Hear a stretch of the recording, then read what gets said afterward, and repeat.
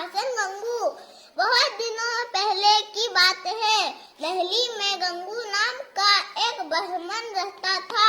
वो दिल्ली के बादशाह मोहम्मद शाह तुगलक के दरबार में आया जाया करता था। बादशाह और उसके दरबारी गंगू की बड़ी इज्जत करते थे।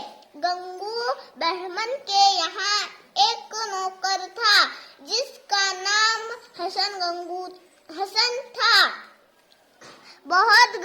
हसन बहुत गरीब था मगर मेहनती और ईमानदार भी था। दिन भर वो